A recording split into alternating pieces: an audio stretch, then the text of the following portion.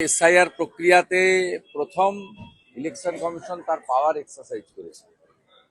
এরপরে election commission চাইলে FIR করতে পারে এবং যে ইয়ারোরা 7 জন সাসপেন্ড হলেন আমরা জানি খুব বৈধভাবে উপযুক্ত কারণে করেছে। এরা ফেক স্কুল সার্টিফিকেট অ্যাকসেপ্ট করেছেন, এরা প্যান কার্ড অ্যাকসেপ্ট করেছেন, এরা এরা অ্যাকসেপ্ট করেছেন নোটারির কাছে এপিডভিট। ইলেকশন কমিশনের যে 13টি গাইডলাইন আছে তাকে সম্পূর্ণরূপে ভাইলেট করেছেন এরা।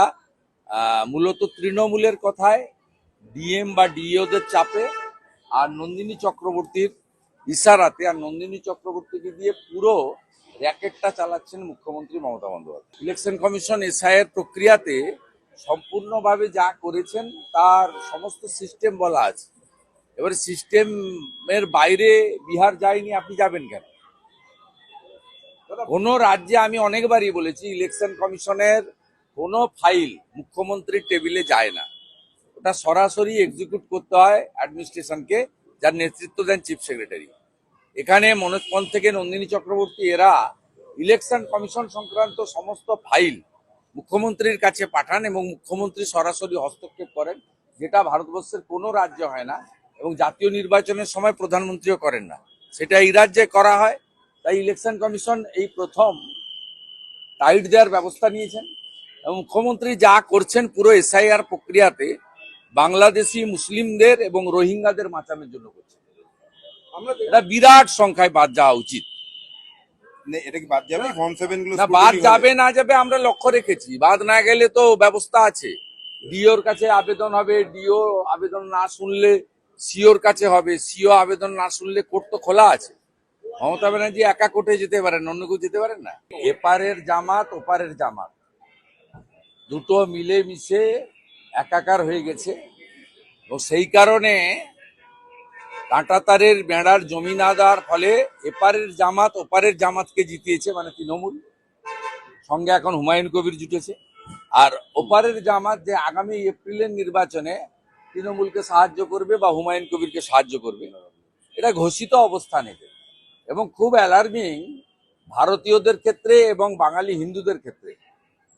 কোচবিহারের সিতাই বর্ডার থেকে শুরু করে আপনার ওখানে আপনার চাপাই নবাবগঞ্জ থেকে দিনাজপুর হয়ে আমাদের হিলি পার্শ্ববর্তী রংপুর থেকে শুরু করে একদম পুরো মেট্রোপল বর্ডার পর্যন্ত এলাকাতে প্রায় 90% আসনে জামাতের লোকেরা জিতেছে, যারা নারীর অধিকার স্বীকার করে না, মহিলারা শিক্ষিত হোক কর্মে যাক স্বীকার করে না, যারা বোরখাতে মহিলাদেরকে ঢেকে রাখতে চায় এবং যারা শরিয়া আইন চালু করতে চায়, সেই লোকেরা জিতেছে।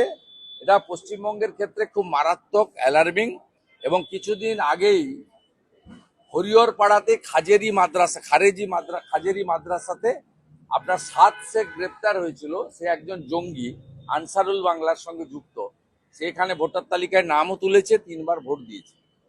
সব মিলিয়ে আমাদের আসন্ন নির্বাচনে আমাদের জাতীয় সুরক্ষা এবং হিন্দুদের সুরক্ষা ভবিষ্যতের প্রশ্ন যুক্ত।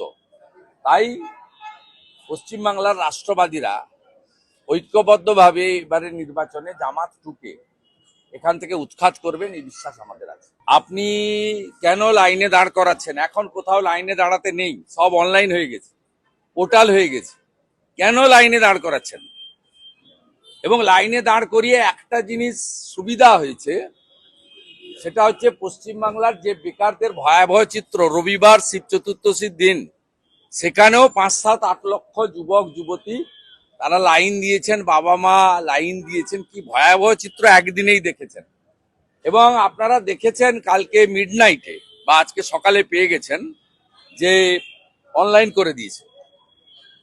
এটা তো আগেই করা যেত, ঠিক আছে, অনলাইন করে দিয়েছে। আপনারা দেখুন, তাকে অনলাইন করে দেওয়া হয়েছে, অনলাইন করে দিয়েছে, ওই সাথে অনলাইন।